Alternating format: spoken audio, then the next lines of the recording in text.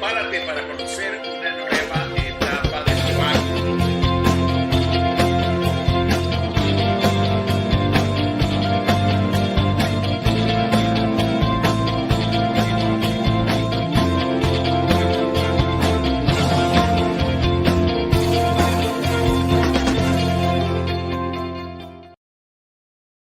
Prepárate para conocer una nueva etapa de Proacti. Bienvenidos a Proactívate.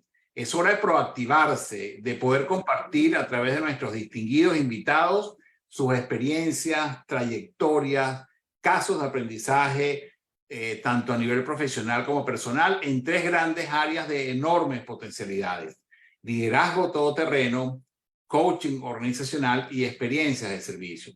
Gracias por estar conectados el día de hoy. Estamos transmitiendo en vivo por Facebook Live, también por LinkedIn y como saben, la grabación va a estar disponible desde esta misma tarde en YouTube, en nuestro canal de Proactívate oficial.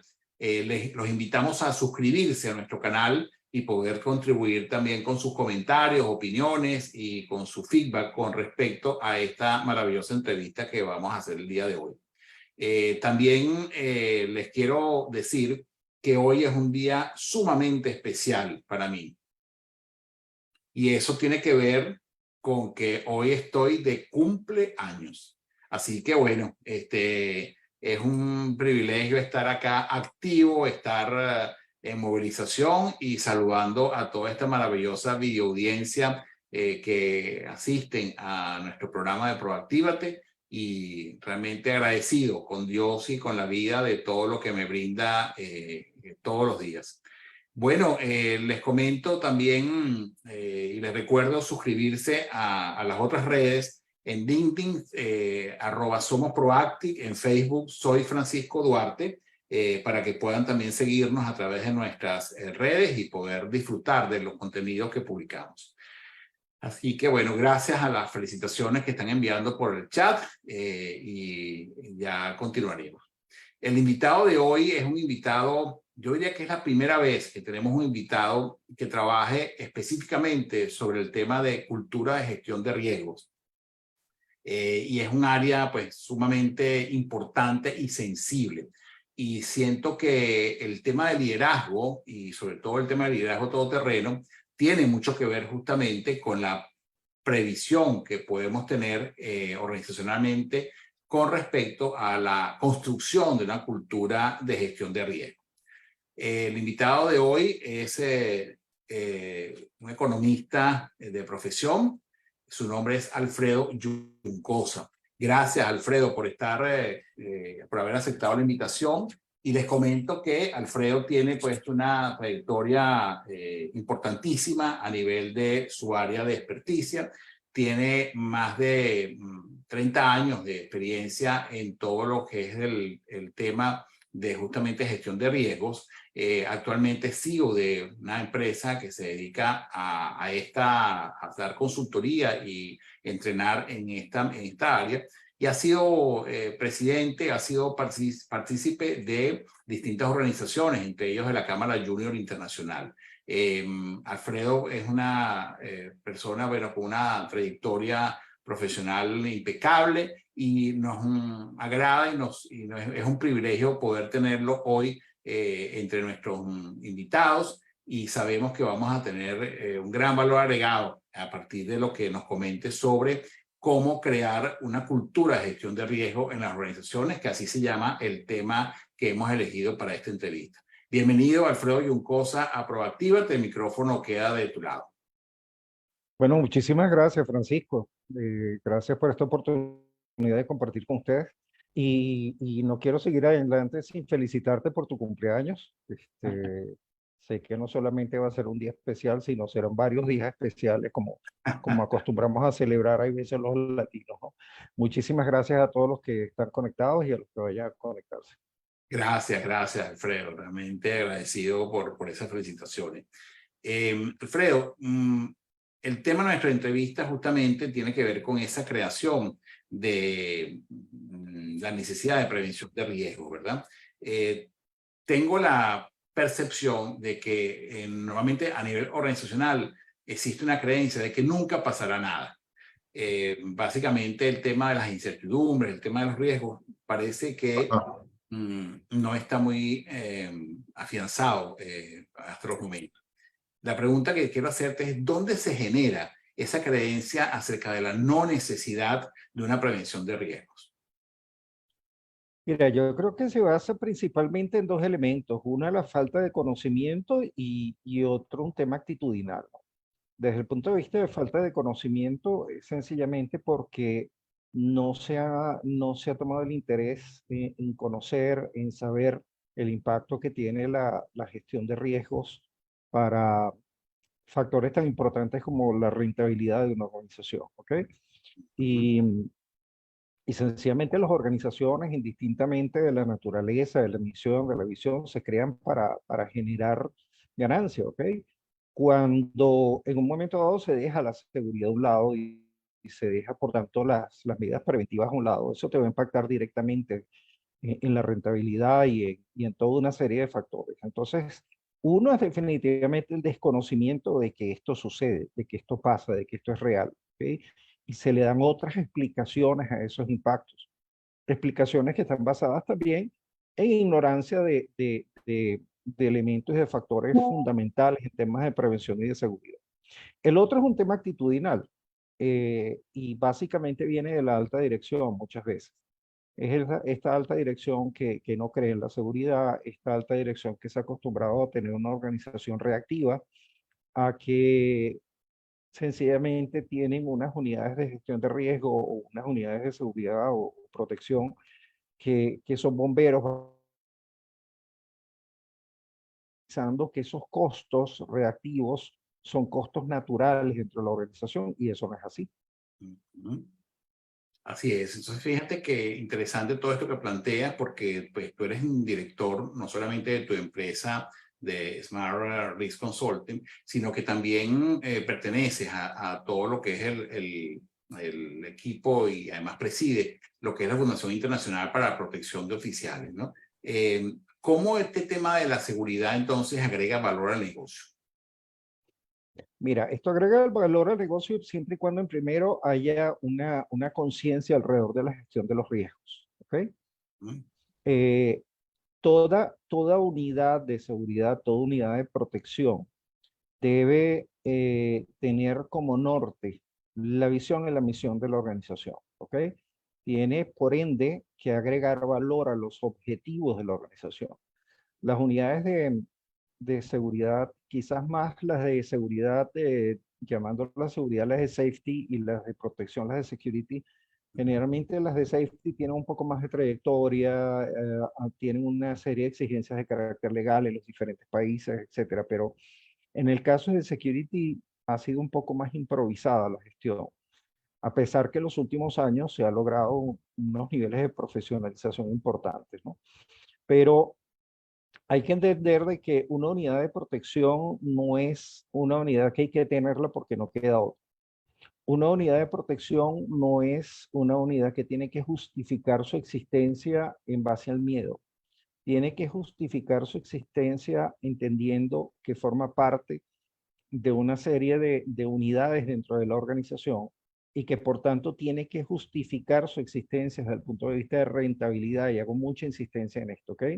Durante muchos años las unidades de seguridad y sobre todo las de protección no manejaban temas de presupuestos, de finanzas, ¿ok? Y desde hace varios años eso es una realidad. Tú tienes que justificar, si tú eres dueño de una empresa, cuánto me cuesta a mí que una unidad de seguridad, que una unidad de protección esté funcionando y cuánto me está ahorrando, cuánto estamos previniendo con los riesgos, ¿ok? Pero para hacerlo, obviamente, se necesita un sólido conocimiento en análisis, evaluación y gestión de riesgo. Ya. ¿Cuál es, tomando en cuenta esto que planteas, Alfredo, qué medidas pueden tomar entonces las organizaciones para asegurar una comunicación efectiva en relación a la gestión de riesgos? Porque muchas veces sabemos que a pesar del esfuerzo que puede hacer una organización para promover este tema en términos generales, pues no es muchas veces, como tú bien lo describías, no es aceptado o no hay la conciencia suficiente sobre este tema. Entonces, ¿cuáles son esas estrategias que pueden tomar las organizaciones para asegurar que esa comunicación fluya y que se ejecute efectivamente esas orientaciones en la organización? Ok, la comunicación forma parte de toda una serie de elementos para que realmente la gestión de riesgos sea eficiente. ¿Ok? Ujú. Eh, hay que incorporar elementos técnicos, hay que incorporar conocimientos técnicos definitivamente, ¿ok? Pero es clave, fundamental que la alta dirección de esa organización crea en lo que se va a hacer, ¿ok? Y esa alta organización, esa alta dirección no solamente está para que en un momento dado apruebe políticas o para que en un momento dado apruebe recursos. Tiene una responsabilidad de modelaje, que muchas veces se subestima la capacidad de observación que tienen no solamente los trabajadores, otras partes interesadas, clientes, contratistas, proveedores, ¿ok? Y esa alta dirección tiene que modelar ese compromiso con la gestión de riesgos de la organización. Entonces, la comunicación, si bien va a utilizar los medios tradicionales, formales, correos, campañas, avisos, etcétera, también hay una comunicación que va vía comunicación no verbal, el comportamiento, ¿ok? El cumplimiento de las políticas, el cumplimiento de las normas. Definitivamente otro aspecto que es clave es conocer la organización. La misma estrategia de comunicación para dos empresas del mismo ramo no necesariamente van a funcionar. Hay aspectos culturales que tiene cada empresa, inclusive de cada centro de trabajo. Tú puedes tener un Proactivate en Miami y un Proactivate en Sao Paulo Ya. y las características culturales van a ser diferentes. Eso hay que considerarlo. Ujú. Y tomando en cuenta eso, pues las particularidades que cada organización puede tener y basado en tu experiencia, ¿cuáles son las mejores prácticas que en tu opinión has podido vivenciar en cuanto a la incorporación de los colaboradores en la prevención de gestión de riesgos, ¿no? Porque esas resistencias que muchas veces observamos y esa quizás falta de comunicación interna impactan, ¿no? Definitivamente en una cultura de gestión de riesgos. En tu opinión, ¿cuáles han sido las mejores prácticas que tú has podido identificar para que el empleado se involucre en esa cultura de gestión de riesgo? Mira, lo primero es entender que debe haber alguien que modele, ¿ok? Mm, Que lidere el liderazgo. El liderazgo desde el punto de vista de la seguridad, que lidere a la organización en todo lo que tiene que ver con gestión de riesgos. Esa persona que va a liderar la gestión de riesgos de la organización no solamente debe tener unos conocimientos técnicos sólidos, también se requiere que tenga lo que hemos conocido en los últimos años con mucha frecuencia, que son las habilidades blandas, las mm, habilidades de comunicación, las habilidades de conformar equipos, las habilidades de saber escuchar, ¿ok? Y muchas veces cuando tú haces análisis de riesgo, que cuando haces análisis de riesgo te paseas por el lado de cultura dentro de la organización, evalúas eso, evalúas cómo están los canales de comunicación, cuáles son los canales formales o informales de comunicación. mm. Y te lleva a sorpresas muy positivas, como también te lleva a sorpresas muy frecuentes con que los trabajadores sienten que no son escuchados. Y hay Ya. veces cuando tú estableces mecanismos donde los trabajadores puedan presentar sus propuestas, te lleva a sorpresas muy positivas, porque muchas veces las soluciones las tienen los mismos trabajadores. De hecho, con Ujú. un mínimo de aporte, la idea es que luego vaya creciendo, pero con un mínimo de aporte en temas de capacitación, conocimiento en gestión de riesgos, te vas dando cuenta cómo cada trabajador y cada otra parte interesada que hace vida con la organización se convierte en un multiplicador. Y eso definitivamente favorece todo lo que tiene que ver con la comunicación. Una comunicación activa, una comunicación productiva y una comunicación que lo que busque es sumar. Ya. Normalmente siempre hay una serie de indicadores que ayudan a entender si una organización está orientada y se ha consolidado una cultura de gestión de riesgo, ¿no? Pero esos indicadores, pues, con el número de accidentes laborales, están asociados a ese tipo de estadísticas. ¿Hay algunos indicadores que puedan demostrar, que puedan mostrar el éxito de una cultura de gestión de riesgo?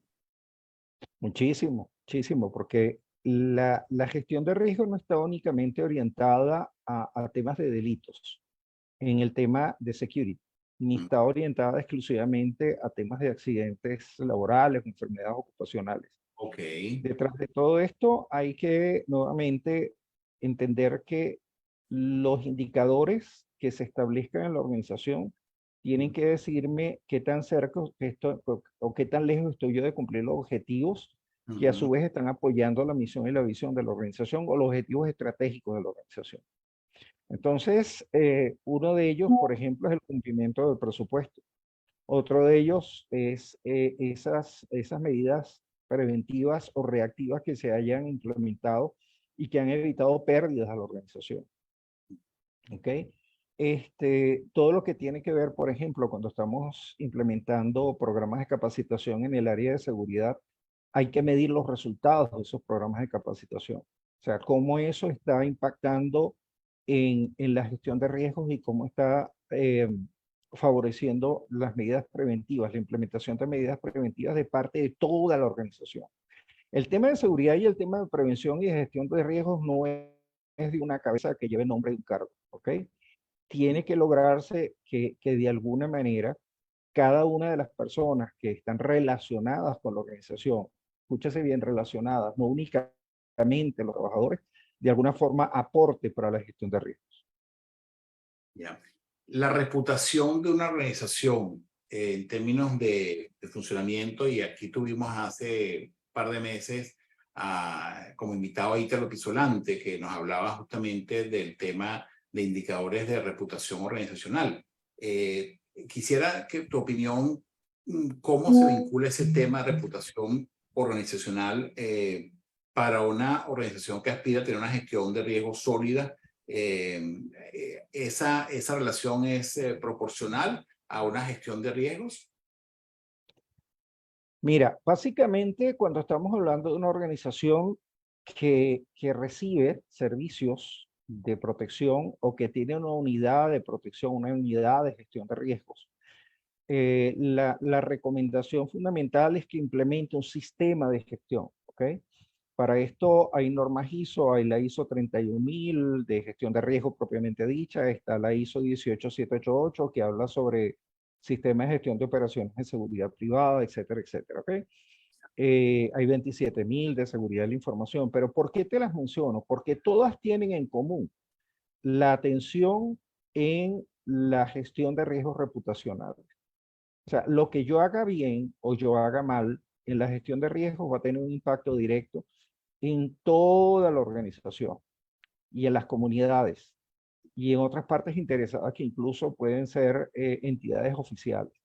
Entonces, sí, definitivamente la gestión de riesgos tiene que considerar de manera directa todo lo que tiene que ver con la reputación de la organización. Ya.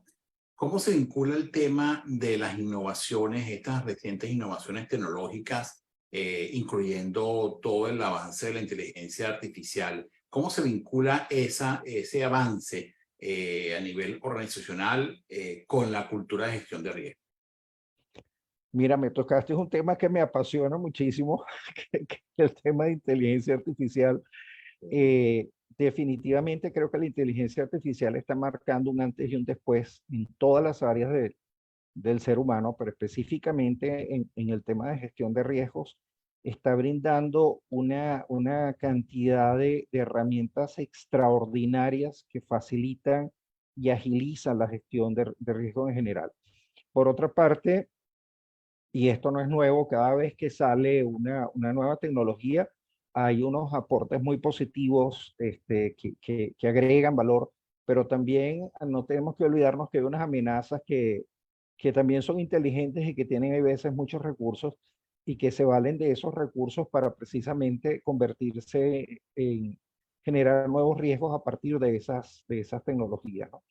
Entonces, la gestión de riesgo hoy en día exige, bueno, siempre lo ha exigido, pero ahora un poco más, esa atención en la evolución de las tecnologías, en la evolución de las amenazas utilizando esas tecnologías. Y el reto es cómo vamos a poder nosotros mantener el ritmo para no quedarnos atrás en las acciones que ejecutan las amenazas y no ser reactivos. O sea, realmente tener esa capacidad de, no de ver el futuro, pero sí de ir previendo algunas situaciones que pudieran presentarse y hacer que esa inteligencia artificial esté de nuestro lado en la mayor cantidad de veces posible. Ya. Muy importante eso que planteas, Alfredo. Y aquí en el chat hay algunas intervenciones que quisiera compartir contigo, ¿no? No sé si, Heisha, ¿prefieres tú formular directamente esta pregunta que acabas de formular en el chat, por favor? Sí, perfecto. Ahí la formulo. Buenas tardes de nuevo. Máster Alfredo. Buenas tardes, Fascinante ¿cómo la estás? primera parte que nos ha compartido. Yo imaginándome en el mundo, porque todos los que estamos acá tenemos un dominio en algunos sectores de trabajo, y yo me preguntaba, que es la pregunta del chat, esa gestión de riesgo que se debe hacer, pero ya un poco más cualitativa, un poco más blanda, de esas cualidades que se llaman blandas, pero que no son nada blandas, ¿no? Cuando se trata de medir esos Ya, te riesgos escuchamos un poco entrecortada, cualitativos Heisha. en Te escuchamos un cuanto a la poco cortada, sucesión del Heisha. management y el liderazgo en las organizaciones. Tenemos fusiones, adquisiciones. ¿Escuchan? Ajá, repito. Ahora Un sí, poquito entrecortada. es raro porque tengo aquí full señal. Ok, si puedes Ok, repetir entonces la pregunta, Heisha. Por favor. vuelvo de nuevo. Ok. Preguntaba si nos pudiera comentar algunas prácticas en cuanto a lo que es el riesgo que no se ve cuando la gente dice, ay, que no lo vi venir. Cuando se producen alianzas, adquisiciones, fusiones en lo que es la sucesión del management y el liderazgo de alguna organización, porque eso también está previsto en lo que son las partes organizacionales, en lo que es los manuales de normas y procedimientos y lo que está escrito para los consejos de administración o las juntas directivas. Es el mundo donde más o menos me he manejado y muchas de las organizaciones dejan de operar o fracasan porque realmente no lo vieron venir, que la sucesión del management y el liderazgo pues era un factor de riesgo para la continuidad de las operaciones. ¿Qué nos puede decir acerca de eso? Mira, lo que te puedo decir es que hoy en día es inconcebible que una organización o alguien en una organización diga no lo vi venir. ¿Ok? ¿Por qué? Porque hay un marco teórico básico en gestión de riesgos y te habla de básicamente, vamos a mencionar tres tipos de riesgos vinculados a animales, ¿no? Está el cisne blanco, que lo ves todos los días y es el riesgo que tú sabes que tienes una alta probabilidad de ocurrencia, ¿ok? Porque lo ves a cada rato, es propio dependiendo de la naturaleza de una organización. Si una organización tiene, por ejemplo, se dedica a distribución de productos, sabemos que en un país cualquiera, vía carreteras, sabemos que unos riesgos vinculados directamente a esas gestiones y que prácticamente esos son cisnes blancos. O sea, sabemos que van a venir todos de carretera, auto de producto, etcétera, etcétera, etcétera. Tenemos lo que llamamos cisnes negros, que son esos riesgos que tienen una baja probabilidad de ocurrencia, pero un altísimo impacto.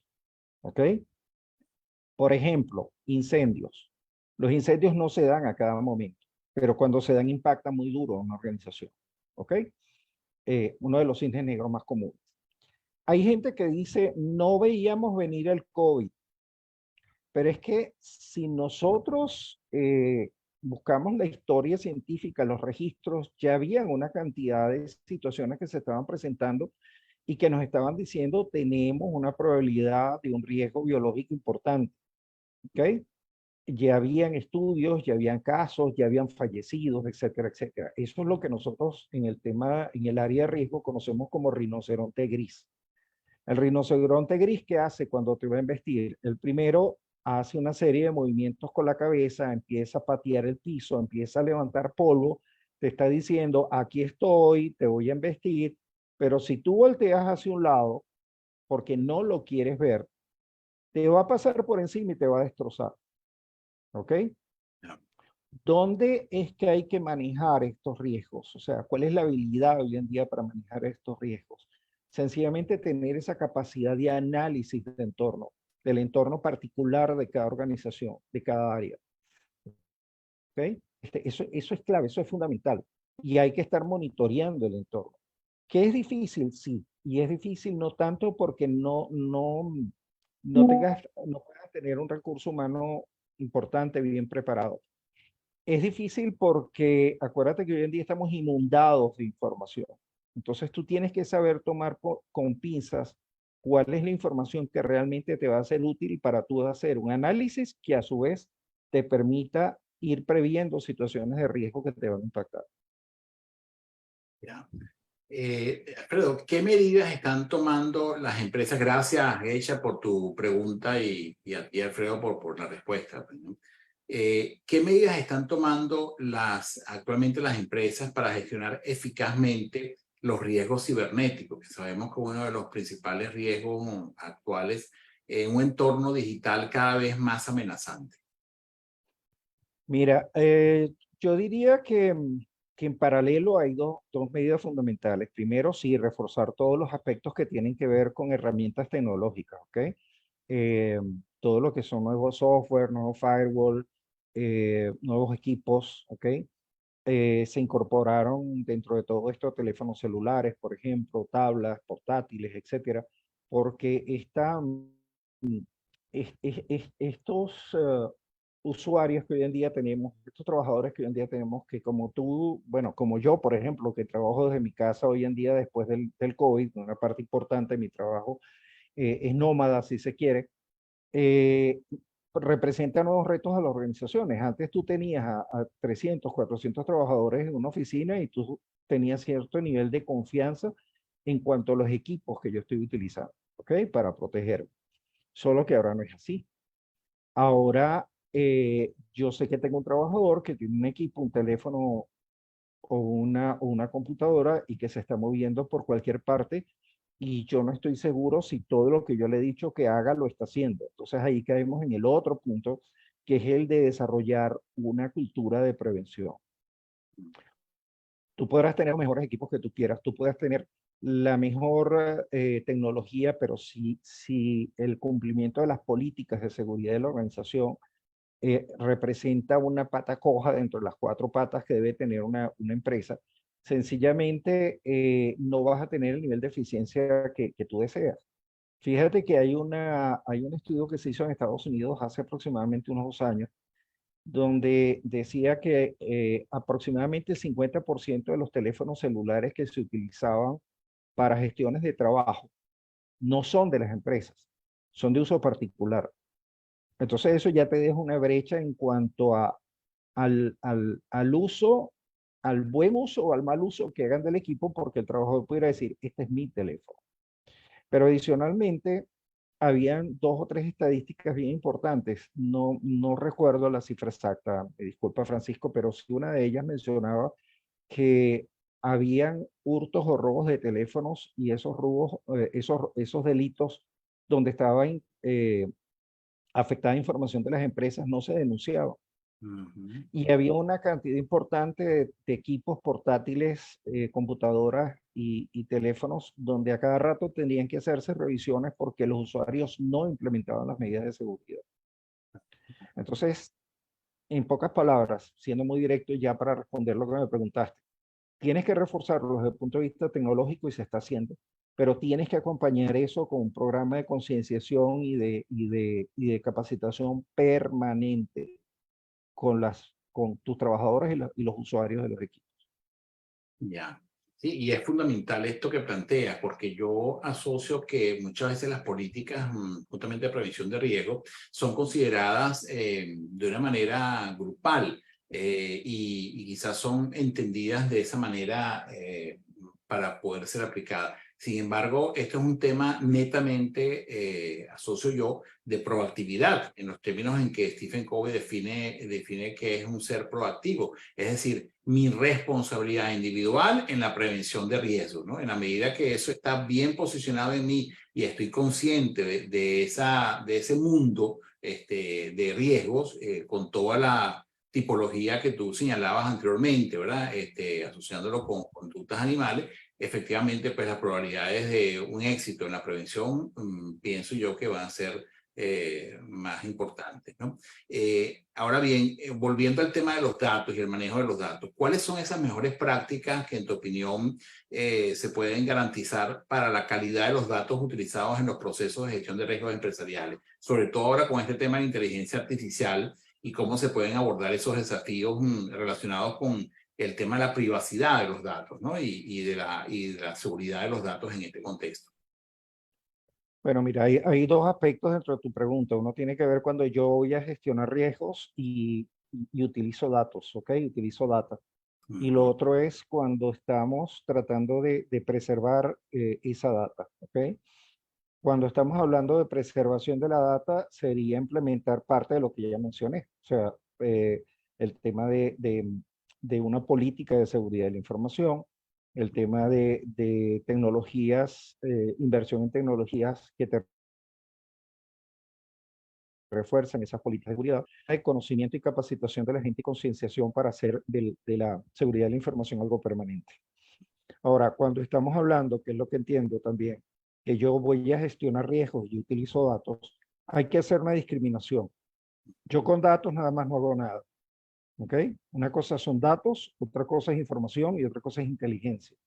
El término inteligencia tradicionalmente perdón, se ha relacionado al mundo militar, al mundo del espionaje, etcétera, etcétera. Sí, tiene sus orígenes allí, pero básicamente para gestionar riesgos, hoy en día el problema no es tanto, o sea, sí hay un tema con la preservación de la data, pero el tema principal es confiar que la data que me está llegando es real, es cierta.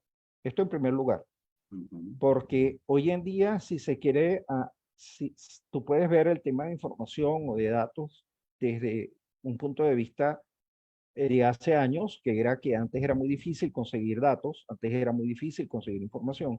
Hoy en día estás inundado de información, de fuentes, de datos, de análisis. Y por eso te digo que hay que saber cuál de estas fuentes pueden ser confiables y por cuánto tiempo. Entonces, cuando tú vas a gestionar riesgos, tú levantas o recibes una data, tú eso lo conviertes en información, ¿ok? Y luego empiezas a hacer un trabajo de inteligencia, que es verificar la validez de la fuente, hacer lo que se llama una validación cruzada. Esa información que yo recibí la confronto con 2 o 3 fuentes diferentes, fuentes confiables, ¿ok? Y esto que yo estoy luego presentándole a la organización como un insumo, debe tener unas características fundamentales. Primero, tiene que ser pertinente a la organización y al riesgo que estoy analizando. Y segundo, tiene que ser oportuna, ¿ok? Tiene que presentarse en tiempos breves. ¿Por qué? Porque al final la gestión de riesgos es para tomar decisiones. Y muchas veces quien hace la gestión de riesgos no toma las decisiones, la toma la alta dirección. Pero esa alta dirección yo tengo que darle los insumos necesarios para que de manera profesional y confiando en el trabajo de gestión de riesgos pueda tomar las decisiones más acertadas para la organización. Claro. Y fíjate que te escucho antes de darle la palabra a Heise, que levantó la mano. El tema de quería justamente preguntarte cómo es la relación con respecto a las regulaciones gubernamentales, porque tengo la sensación de que muchas veces las empresas aplican una cultura de gestión de riesgo no por iniciativa propia, no justamente por un tema de proactividad, de hacerse cargo, sino porque, bueno, se implanta una normativa gubernamental y entonces necesito cumplirla, pues, ¿no? Y de ahí quizás se desprende el otro gran problema a nivel del cumplimiento de esa normativa a nivel organizacional, porque se ve algo que como impuesto, ¿no? Y algo como fastidioso, no porque salga naturalmente de una necesidad de prevención. Entonces quería justamente que me comentaras cómo es tu percepción de el impacto de las regulaciones gubernamentales en la creación de una cultura de gestión de riesgos. ¿Es así como se desarrolla a través de regulaciones gubernamentales? Mira, depende del área. Si estamos hablando de safety, generalmente sí. Ya existen, como te comentaba antes, existe ya una cultura dentro de los países de que hay leyes orgánicas, hay regulaciones, inclusive en Estados Unidos a nivel federal o por estados o hasta por condados de qué es lo que hay que hacer en temas de safety.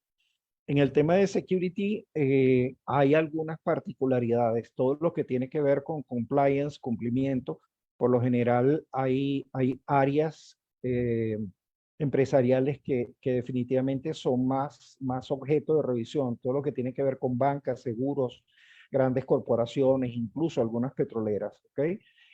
Se manejan bajo ese esquema. Ahora, generalmente eso es lo que sucede, ¿ok?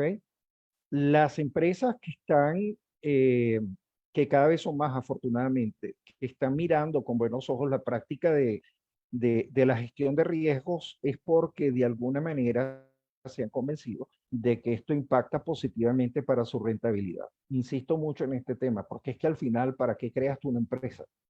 Tú creas una empresa es para generar dinero y con ese dinero generar bienestar para los accionistas, los trabajadores, las partes interesadas, los clientes, etcétera, etcétera, etcétera. Cuando tú volteas la mirada y dices, no, ese tema me parece muy complejo, tú tienes que sabérselo vender, ya que hay un tema de responsabilidad por parte de quien lidera la gestión de riesgos de la organización o de los consultores que hacen la gestión de riesgo para las empresas.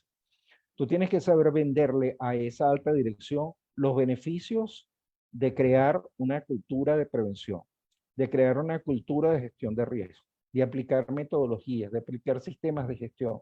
Hay mucho que ya está escrito, hay un buen camino andado y hay muy buenas experiencias a nivel de la región que pueden ayudar en este proceso de venta. Claro, de fortalecimiento. Por acá justamente Federico Veleiro apunta lo siguiente: las empresas están implementando los oficiales de cumplimiento que les permite estar al día con las regulaciones gubernamentales, como una estrategia también de cumplimiento, pues, ¿no? Y Geisha, justamente hablando del tema de manejo de la información, decía que en Argentina se roban alrededor de 290 celulares por hora. Pues en términos de justamente la importancia del manejo del riesgo de la información, ¿no? Geisha, habías levantado la mano, entonces, para poderte dar brevemente la palabra antes de continuar. Sí, rapidito. Otro de las, digamos, de las prácticas o parte también del comentario me lo respondió hace poco, es la famosa migración, la parte tecnológica de tener la data en la nube. Entonces tengo dos proyectos ahorita, uno Ecuador, uno Dominicana, que fue como una batalla, la odisea de poner a esta gente a pensar en la rentabilidad y en la permanencia de las operaciones, a no tener una sala de servidores como se tenía y mirar al cielo hacia la nube. Entonces, asistirse con los buenos asesores y confiar en que el trabajo es ese. O sea, se venda o no se venda el proyecto, pues hay que hacerlo correcto. Esa es otra parte que tiene Latinoamérica un poquito de plomo en el ala. Todavía estamos como que en ese camino de abordar la eficiencia desde otro punto de vista tecnológico. Y la nube, para respaldar y tener seguridad de la información, es una de ellas. Es un reto todavía. Ya, gracias. Fíjate que si me permites quisiera comentarte algo sobre eso, ¿no? Indudablemente eso va a pasar casi en cualquier país, ¿no? Te consigues con organizaciones donde alguien te dice, yo no te compro todavía la idea o creo que eso lo podemos dejar para después. Pero generalmente lo que sucede es que en esas organizaciones, cuando los impacta un riesgo, ¿okay?, que de alguna manera los pone a tambalear financieramente o reputacionalmente o la misma cultura de la organización, entonces te llaman, ¿ok? De nuevo, oye, ven acá, aclárame muy bien, que es que no entendí la primera vez que me explicaste. Yo creo que sí es necesario que lo sumamos. Entonces, hay veces la primera respuesta no es porque hay un convencimiento, pero lamentablemente la segunda respuesta positiva en implementar todo esto es porque algo los impactó, que es reacción. No Nosotros debería ser, pero pasa. hicimos un simulacro para darle validez y viabilidad al proyecto y eso nos resultó. No esperamos la segunda situación, sino que hicimos un simulacro para demostrar. Buenísimo, excelente. Claro, fíjate que comentábamos al inicio del programa que en Proacti hemos venido desarrollando 3 grandes líneas de acción en términos de educación corporativa. Una primera área que denominamos liderazgo todoterreno, una segunda área que llamamos experiencias de servicio y una tercera área que de coaching organizacional. Para Alfredo Juncosa, ¿qué es un líder todoterreno? Wow, ok. Yo creo que un líder, o no lo creo, estoy seguro, un líder, y lo voy a mencionar en el área, en mi área de competencia, debe tener unas características, y no digo debería, debe, esto voy a ser un poco más enfático, algo casi que obligatorio, ¿no? Unas características fundamentales. Fíjate que en el año 2013, si no me equivoco, 2013 o 2014, yo participé en un trabajo que hizo ASIS International, la Universidad de Phoenix y el Ministerio del Trabajo de los Estados Unidos, donde se establecía cuál era el perfil de un profesional de seguridad globalmente competitivo. Luego se hizo un trabajo más recientemente, creo que fue hace un año, 2 años, ¿ok? Donde se volvió a repetir más o menos para tratar de conseguir ese perfil, ¿ok? O ajustarlo a los nuevos tiempos. Y la Fundación Internacional de Oficiales de Protección, aclaro, yo no soy el presidente, yo soy el presidente del Consejo Consultivo Hispano. El presidente es una dama en Estados Unidos. Recientemente hizo unos trabajos bien interesantes sobre el tema de perfiles. ¿Por qué hablo de perfiles? Porque generalmente se dibuja o se grafica mediante una pirámide. Y la base de esa pirámide son habilidades blandas. Es lo primero que se está pidiendo para una persona que tenga responsabilidades de dirección, de gerencia o incluso estratégicas en una organización. Entonces se te piden una cantidad de habilidades blandas, muchas ya les hemos comentado, el liderazgo, el análisis de problemas, la toma de decisiones, el trabajo en equipo, etcétera, etcétera. Luego se van incorporando una serie de conocimientos técnicos que son fundamentales. Y definitivamente el primer conocimiento que debe tener un líder de seguridad tiene que ver con análisis, evaluación y gestión de riesgo. ¿Ok? ¿Por qué? Porque el análisis y la evaluación es lo que te van a permitir a ti proponer cualquier sistema de protección.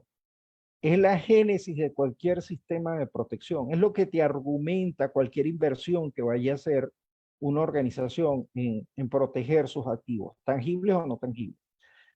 De hecho, no hay manera, no existe otra forma. Existen muchas metodologías, pero al final te van a llegar a lo mismo. ¿Ok? Entonces, ese tiene que ser un conocimiento fundamental desde el punto de vista técnico. Y luego, si ese profesional va a decidir cuál de las áreas de seguridad va a preferir. O sea, un líder todoterreno en seguridad no es un líder que sabe de todo. Es un líder que se especializa en un área, investigaciones, prevención y control de pérdidas, seguridad de la información, capacitación, gestión de riesgo, etcétera. Pero no son toderos. Los toderos desaparecieron. ¿Ok? Y por otra parte, debe tener una capacidad, debe internalizar, de que hoy en día, y una palabra que a mí me choca muchísimo de manera personal, es la de experto. ¿Ok? En seguridad se acabaron los expertos. O sea, ¿cuánto tiempo, con todos los cambios que se generan hoy en día, cuánto tiempo alguien se puede llamar experto? Experto en una información que cambia en cuestión de días y a veces en horas. De horas, ¿Ok? exacto. Lo que debe ser es un aprendiz permanente, un evangelista del conocimiento, eso sí. Si tú sumas todo eso, esa capacidad de gestionar el cambio, de aprender de manera permanente, de ser multiplicador de ese conocimiento con el equipo y con la organización, y de tener todas esas habilidades de las que ya hablamos, todo ese conocimiento técnico, profesional, para mí eso es un líder todoterreno. Ya. Excelente todos estos aportes que has hecho, Alfredo. ¿Puedes comentarnos, ya quiero entrar en una parte de la entrevista donde tiene que ver con tu práctica profesional, cada trayectoria? ¿Puedes comentarnos un caso de tu experiencia profesional que ha sido particularmente desafiante para ti? Wow, varios. Mm, Afortunadamente son 40 años metido en este negocio, ¿no?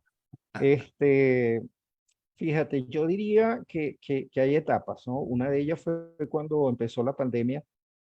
Obviamente, digamos que hay dos grandes líneas de negocio. Una es la consultoría y la otra es la capacitación. Fíjate que los 3 mejores años que hemos tenido en temas de capacitación fueron durante pandemia y se han mantenido. ¿Ok? mm, Veníamos de hacer actividades presenciales y, y teníamos un diplomado, recuerdo, en pleno desarrollo cuando en Venezuela se ordenó que teníamos que ir a un proceso de resguardo en las casas y se dispararon las actividades desde el punto de vista digital. Entonces, eso exigió que rápidamente nos adaptáramos, buscáramos plataformas, buscáramos opciones, hiciéramos evaluaciones, buscáramos la manera de mantener a la gente activa valga la redundancia, dentro de las actividades de capacitación. Y fue también algo importante que todavía hoy se mantiene, es cómo transmitirle a los socios de aprendizaje que tienen que desarrollar un nivel de madurez. Cuando estás desarrollando una actividad presencial, yo no paso lista, yo no le voy a decir a la gente, préndame todas las cámaras, quisiera, pero somos conscientes de que en muchos países el internet no funciona como tú quieres y si conectas la cámara se te cae la señal.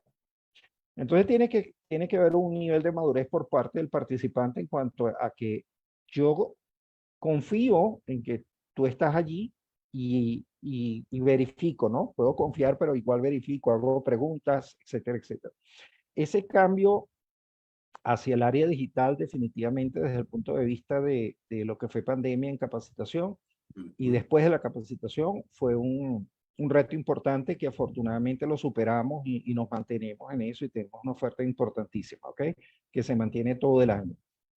Luego, teníamos actividades de riesgo, de análisis de riesgo para varias organizaciones, muchas se hacían a nivel presencial, pero luego una empresa transnacional nos pidió hacer unos análisis de riesgo en República Dominicana para 6 instalaciones de generación de energía ya, y de las 4 personas que formábamos parte del equipo, una sola podía ir al lugar.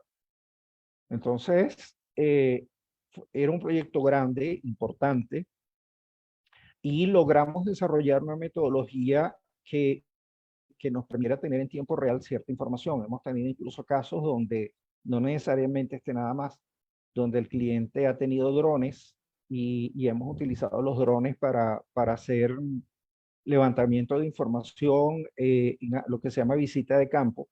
Y tuvimos un caso muy particular, no puedo decir obviamente el cliente, pero el cliente tenía varios tipos de drones porque eran unas instalaciones muy grandes.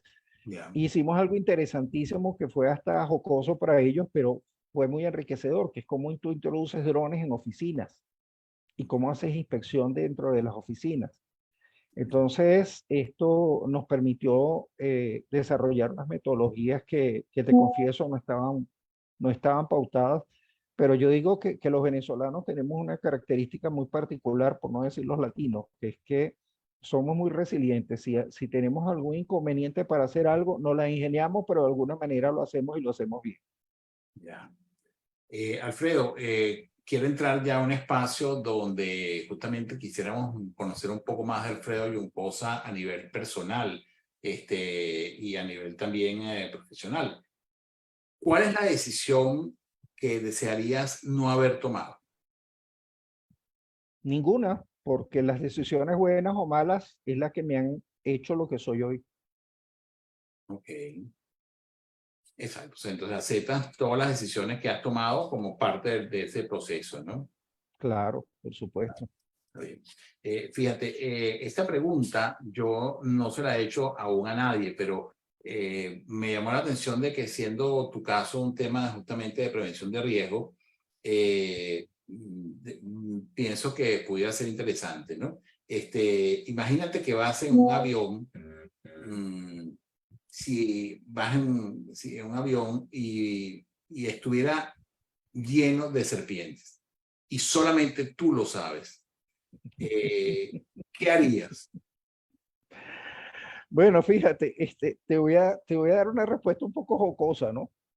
Tú sabes que yo adoro las serpientes. De Ah, hecho, bueno, mi hija desde muy pequeña tuvo serpientes imagínate. cuando nació en Maracaibo. O sea, me gustan mucho las serpientes. Entonces, ¿qué haría? Disfrutarme las serpientes porque son animales que a mí me parecen maravillosos, creados por Dios y te voy a asegurar que no me generaría ni el más mínimo estrés. Ah, qué interesante. Ajá. O sea, mira, tú eres el invitado especial para esa pregunta, pues. ¿Ah? Qué bueno. En momentos de decaimiento, ¿qué suele renovar tu energía? Mira, varias cosas. Definitivamente hemos tenido, yo creo que América Latina y especialmente Venezuela ha tenido momentos muy críticos, ¿ok? Pero decirte que automáticamente uno piensa que no voy a decaer, no. O sea, hay momentos donde definitivamente la energía cae, donde dices, cónchale, ¿hasta cuándo? O estaría haciendo lo correcto, pero cuando empiezas a ver todo lo que has logrado y todo lo que puedes lograr, yo creo que definitivamente tener la fe en ti mismo es lo que hace que tú sigas adelante, ¿ok? Y también saber que tienes eh, personas con las cuales tú tienes una responsabilidad más allá de la material, ¿no? Cuando tú asumes una posición de liderazgo en cualquier sector, tienes que recordar, no puedes olvidar que hay gente que te está observando de buena manera, con buenos ojos, ¿no? Y que hay un compromiso de que tú puedas seguir adelante.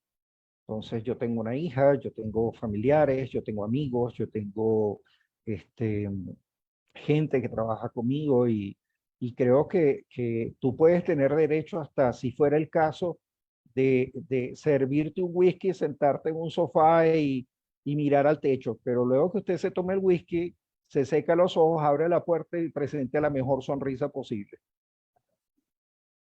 Qué bien, así es. Si tu vida fuera una película, ¿qué título le colocarías?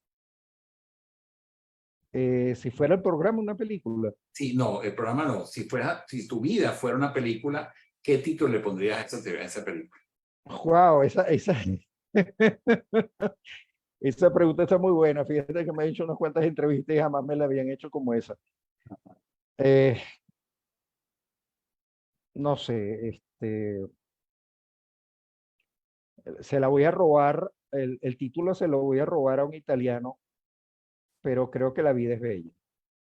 Eh, excelente. ¿Con cuál personaje de Disney te identificas más? Lo que pasa es que yo soy el personaje del Disney viejo, ¿no? No del blanco y negro, tampoco hasta allá, Ya, pero oye, no sé, yo leía desde muy pequeño eh, y voy a dar una explicación muy rápida. Yo leía desde muy pequeño porque mi mamá trabajaba en una librería y yo me iba los sábados y me metía en la librería a leer, ¿no? Entonces eh, había muchísimos suplementos, los llamamos suplementos que hoy le dicen cómics, este, y había unos compendios de Walt Disney que eran unos tomos gruesos donde estaban estos clásicos, ¿no? Pero definitivamente todos aquellos personajes de Disney que tuvieran que ver con la naturaleza. O sea, más que un personaje en particular, yo diría que todas aquellas historias que tuvieran que ver con la naturaleza me llamaban muchísimo la atención. ya. Imagínate que tengas la posibilidad de invitar a alguien a cenar. Esa persona puede estar que esté viva o ya fallecida, pero tienes Ujú, la oportunidad de invitarla a cenar, ¿no? ujú. ¿A quién invitarías? A mi ¿Una madre. persona viva o muerta? A mi madre. Tu madre, ya. ¿Y tu madre vive? No, ella falleció. Ya falleció, exacto. Entonces, asumo que es un referente para ti, pues, ¿no? Sí, por supuesto. ¿De qué cosa estás agradecido a la vida, Alfredo? Absolutamente de todo, porque como te decía, uno pasa por situaciones positivas o negativas, uno toma buenas y malas decisiones, pero todo eso es lo que va formando lo que tú eres, hasta donde lo que yo soy hoy en día, para bien o para mal, con mis limitaciones y mis ventajas, es el producto de haber experimentado todo lo que he experimentado hasta ahora. Entonces, yo creo que eso hay que saber agradecerlo, ¿no? Todo lo bueno y todo lo malo que ha pasado. Ya. De toda tu experiencia profesional, ¿de qué te sientes más orgulloso? De poder transmitir conocimientos, definitivamente. Yo creo que eso es un componente clave y una responsabilidad que debemos tener en nuestra región. Por aquí, no sé si esté todavía Adrián Cotín, que no sé si se encuentra todavía, pero Adrián y yo nos conocimos en la Cámara Junior y la menciono porque es una organización que aparte de ser formadora de líderes, eh, inculca lo que es el trabajo voluntario. Y el hecho de poder haber trabajado con tantas organizaciones a nivel mundial de muchísimo peso en mi gremio y hacer un trabajo voluntario en ellos, a mí me llena de muchísima satisfacción. Haber podido ser facilitador para casi 15.000 profesionales en nuestro sector me llena de mucha satisfacción cuando tú te consigues gente, no vamos a decir nada más en la calle, hoy en día en el Zoom, y, y te hablan con muchísimo aprecio y cariño y los ves crecer, eso definitivamente te llena, te gusta, ¿ok? Profesionalmente es importante. Qué bueno, qué bueno. Bueno, Alfredo, estamos ya llegando al final de esta entrevista. Quiero darte las gracias por todos estos maravillosos aportes en relatorias, definiciones que nos has brindado. Quiero pedirle a mi videoaudiencia que le demos un aplauso a Alfredo por toda su exposición y por todas sus respuestas. Gracias, Alfredo, por haber aceptado la invitación a Proactívate, y quiero dejar el micrófono de tu lado para que puedas despedirte de nuestra videoaudiencia. Bueno, en primer lugar, reiterarte tus felicitaciones por tu cumpleaños para aquellos que se hayan incorporado después de esta sala. Muy, muy agradecido por para haberme invitado. Estoy totalmente a la orden para cualquiera de ustedes en los que les pueda ser útil. Y un fuerte abrazo virtual a la distancia desde Caracas. Gracias, Alfredo. Realmente agradecido contigo por haber aceptado la invitación a Proactívate. Les recordamos y gracias a todos los que están conectados por las distintas vías con esta actividad. Les recordamos suscribirse a nuestras redes y a nuestro canal. La entrevista con Alfredo Juncosa estará publicada esta misma tarde en nuestro canal de YouTube, Proactívate Oficial, @Proactívate Oficial. Así que gracias también por sus comentarios y sus aportes que puedan realizar. Y vamos a tener el próximo miércoles a otra invitada de lujo. Ella es Valeria Gromberg y realmente es una consultora y coach, vive actualmente acá en los Estados Unidos y nos estará conversando sobre su experiencia a nivel de justamente asesoría a las organizaciones en el área de coaching y trabajo en equipo. Así que gracias a todos por estar conectados y los esperamos el próximo miércoles a la 1 p.m. hora del este de los Estados Unidos en Proactívate con Francisco Duarte. Gracias a todos por esta maravillosa conexión. Gracias, Alfredo, nuevamente por estar con nosotros. Prepárate para conocer una nueva etapa de tu año.